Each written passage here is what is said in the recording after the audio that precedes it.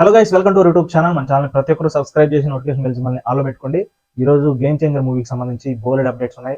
So updates అన్ని ఈ వీడియోలో మనం మాట్లాడుకుందాం. ఓకేనా? వీడియోకి ఒక లైక్ చేయండి. వీడియోకి అయితే వెళ్ళిపోదాం.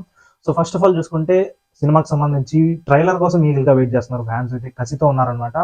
సో చాలా ఆకలిగా ఉన్నారు ఫ్యాన్స్ అయితే. సో ట్రైలర్ ఎప్పుడెప్పుడు వస్తుందా, సినిమా రిలీజ్ ఇంకా 10 days టైం ఉంది, ఇంకెప్పుడు రిలీజ్ చేస్తారా అనేసి చాలా ఫైర్ అవుతున్నారు అనమాట ఫ్యాన్స్ అందరూ.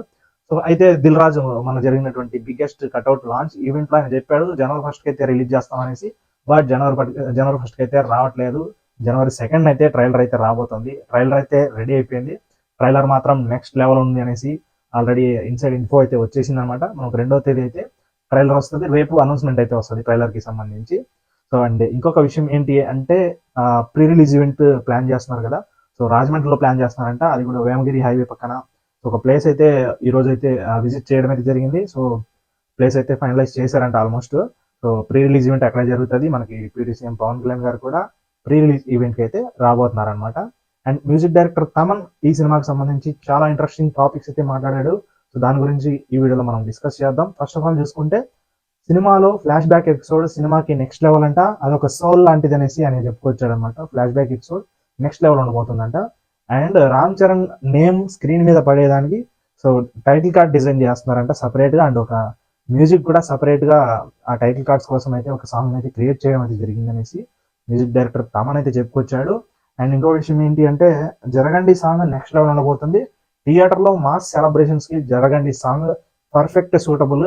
సాంగ్ థియేటర్ లో అదిరిపోనుంది అనేసి చెప్పాడు అనమాట.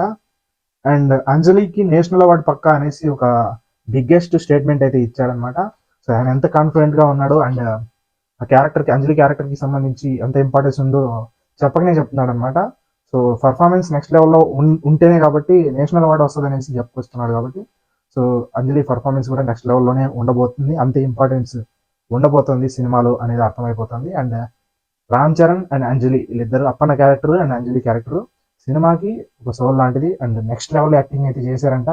సో ఎమోషనల్స్ కానీ మొత్తం సినిమాకి ప్లస్ పాయింట్స్ అంటే ఫస్ట్ ఆఫ్ ఆల్ మాట్లాడుకునేది Appanna character and Anjali character అంట. సో అనేసి ఆయన చెప్తున్నాడు. అండ్ నేషనల్ అవార్డు కూడా పక్కా అనేసి చెప్తున్నాడు. అండ్ వీళ్ళిద్దరికి మంచి అప్రిషియేషన్ దొరుకుతుంది ఈ క్యారెక్టర్స్కి అనేసి చెప్తున్నాడు.